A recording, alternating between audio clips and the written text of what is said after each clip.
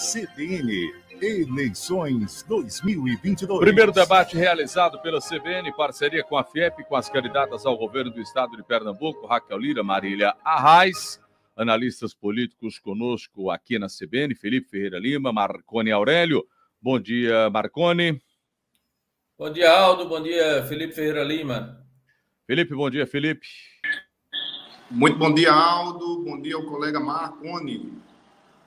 Bom, ontem nós tivemos esse primeiro embate, onde todo o estado acompanhou a nossa programação, as pessoas que estiveram também presentes no auditório lá da FIEP, completamente lotado, bem além da capacidade.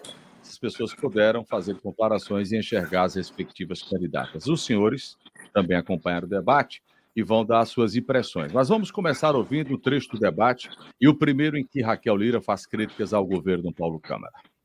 O legado do governo Paulo Câmara é o legado de um governo que deixou Pernambuco no desemprego, no desalento, na pobreza. São cerca de 2 milhões de pessoas que passam fome no nosso estado. A gente tem o estado com o segundo maior número de desempregados do Brasil. Não dá para falar de mudança se está, como a outra candidata está, no palanque de Paulo Câmara. Nós estamos propondo aqui uma mudança verdadeira. A candidata Marília Arraes também fez crítica ao governador. Pernambuco se transformou, nos últimos 8 anos, um celeiro de obras paradas, justamente por isso que faço oposição há 8 anos a esse desgoverno que acontece em Pernambuco. Aliás, nunca votei em Paulo Câmara, diferente da minha adversária, que votou, fez campanha, inclusive na época em que seu pai era governador em exercício, que foi crucial para a eleição de Paulo Câmara naquela época, em 2014. Negócio de política, tudo é muito estranho, né? Porque a candidata Marília citou que nunca votou no Paulo Câmara, mas agora o PSB apoia a candidata Marília Arraes. Essas loucuras da política que, para a gente entender, fica meio que sem conseguir compreender, né, Marconi? Situação inusitada, né, Aldo? A candidata recebeu o apoio do PSB, inclusive Paulo Câmara chegou a fazer uma declaração que subiria no palanque dela, com Lula, e ela, inclusive, durante o debate, falou que isso tinha sido combinado entre a opositora dela e Paulo Câmara, né, para que ele desse a declaração, que é uma coisa muito estranha, porque nos últimos, praticamente desde que Raquel assumiu a prefeitura de Caruaru, ela foi crítica ferrenha e oposição ao governo do estado. Felipe, qual é a avaliação que você faz dessas duas falas e no geral do debate de ontem? Aldo, Paulo Câmara virou persona non grata, né? Virou alguém que traz a rejeição para ambas as candidatas, de qualquer forma, de qualquer maneira, né? A Raquel enfrentou o Paulo Câmara na relação institucional entre prefeitura e governo do estado. Isso ficou muito claro. Mas Raquel, ao mesmo tempo, nasceu também lá no ninho da socialista, do PSB. As duas, na verdade, vieram do PSB. Mas, declaradamente, a Marília Arraes teve o apoio do partido do governador. Isto está claro. E aí, esse jogo de puxa e encolhe aí, ele vai se estender durante o segundo turno, esses últimos dias, tal como a discussão nacional de quem merece ou não o apoio do presidente Jair Bolsonaro. Vamos escutar mais um trecho do debate de ontem. Desta vez, Raquel ressalta a sua biografia e critica a Marília. Como fazer Pernambuco mudar? É esse o desafio que a gente tem aqui pela frente durante esse segundo turno. E daí a importância de a gente ter um debate como esse, em que vai haver comparação de história, de trajetórias, de biografia, de propostas. Não dá para falar de mudança se está, como a outra candidata está, no palanque de Paulo Câmara. Como a candidata fala de quando eu fui secretária, de quando eu fui prefeita, mas não fala sobre ela mesma. Ela foi secretária de Emprego e Juventude do governo Geraldo Júlio. Quando ela foi secretária, diminuiu vaga de trabalho, de emprego no mercado de carteira assinada no Recife. A Marília quis colar a imagem da Raquel ao presidente Bolsonaro. Nunca votei em Paulo Câmara, diferente da minha adversária, que votou, fez campanha. Time, a gente monta. Time e união, a gente sabe fazer. Agora, o seu time é o time de Bolsonaro. É a turma de Bolsonaro e uma boa parte da turma de Paulo Câmara também. O meio político sabe que por debaixo do pano está lhe ajudando. E quem sabe foi até combinada aquela declaração dele de que iria subir no meu palanque, que nunca subiu, assim como foi combinada aquela declaração de Ricardo Teobaldo, que votaria em você e em Lula. E aí, Marconi Aurélio, o que dizer dessas falas recentes das duas no debate? Olha, Aldo, está claro que a estratégia de marketing político é apelar para agora os desafetos, né, do governo da população em Pernambuco. No âmbito nacional, Bolsonaro, com a ampla rejeição, mas Paulo Câmara ainda com a rejeição maior do que a de Bolsonaro. A partir do debate, é interessante notar que a estratégia de Marília mudou um pouco.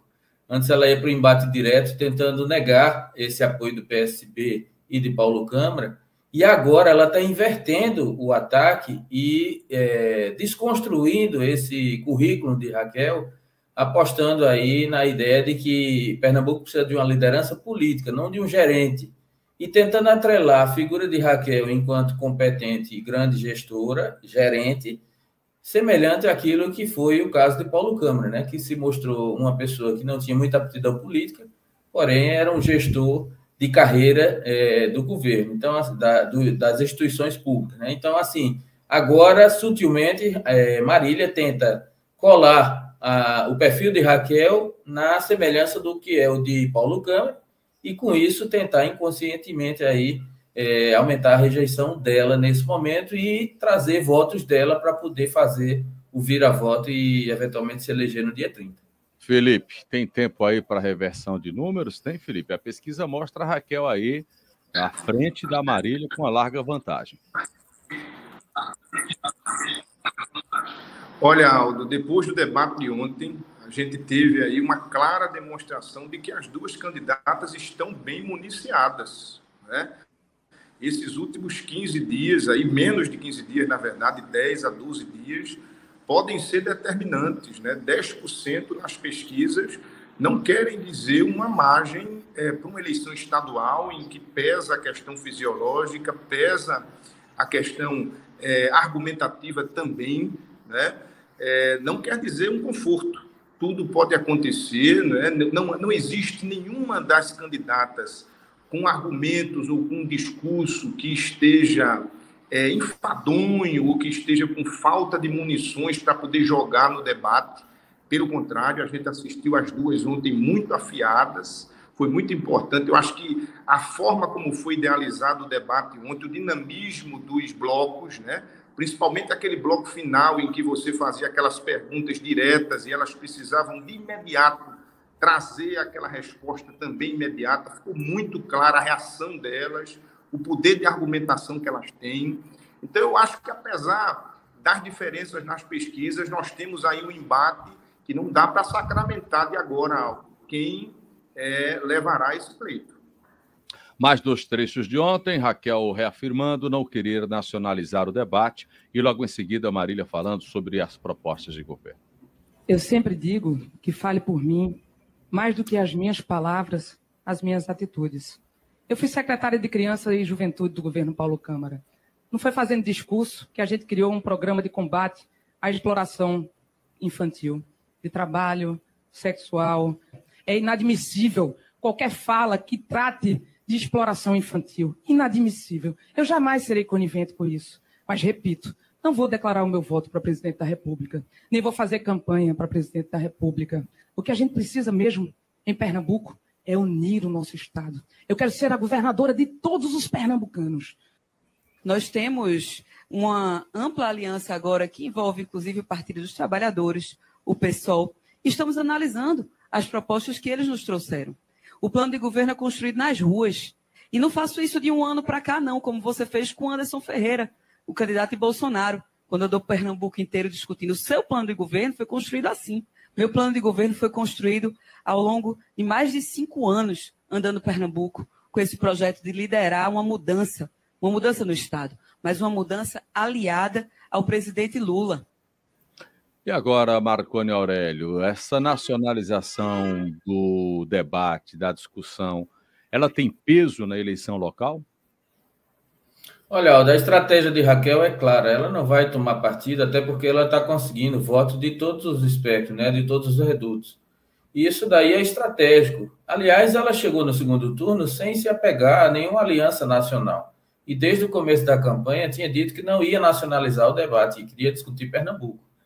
A Marília Reis, logicamente, tenta, já que esse é o principal trunfo dela, o apoio do presidente Lula e a ampla aprovação que ele teve, e também votação, né, porque Lula teve 65% do eleitorado, e eles estão trabalhando para ter pelo menos 70% do eleitorado nas eleições do segundo turno, para poder neutralizar a desvantagem de Lula em outras regiões, mas é nítido que existe uma parte do eleitorado de Lula que também não vai votar com Marília, vai votar em Raquel. Então, assim, a nacionalização ela pode ser relativizada. A questão que eu acho que às vezes é uma contradição, no caso dos discursos, né? Esse último trecho aí da Marília que você colocou, diz respeito a que ela passou 5 anos para construir o plano de governo. Mas, veja, 5 anos geraram 8 páginas de plano de governo, e essa é uma coisa que ficou no ar, porque o plano de governo dela tem 9 páginas, se não me engano, de conteúdo, e o de Raquel tem 71 páginas. Inclusive, em comparativamente falando, né, segundo o argumento que ela usou, 5 anos para 9 páginas, enfim, fica aí em suspeição. Tanto é que na sabatina à noite na Globo, Marília tentou aprofundar as propostas e apresentar novas informações, haja visto que esse tema ficou desfavorável a ela. Felipe. É uma característica importante do segundo turno, esse aprofundamento dos programas de governo. Geralmente, no primeiro turno, quando se tem uma difusão muito grande de candidatos, como foi a eleição de agora, né?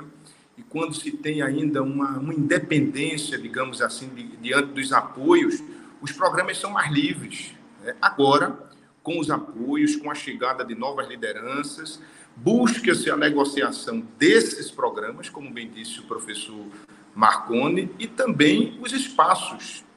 Nós não podemos negar que nos bastidores, independente dos apoios nacionais, independentes das questões ideológicas, eles estão fazendo os governos, formando, né, os quadros que eles precisam ter para governar, tendo em vista a formação da Assembleia Legislativa, os parlamentares que lá estão, tendo em vista essa acoplação dos partidos no eleitorado, né, de cada um deles. Então, a gente vai assistir aí nesses momentos também os bastidores mexendo nesse mosaico aí, Aldo e Marconi, que dará no resultado das eleições.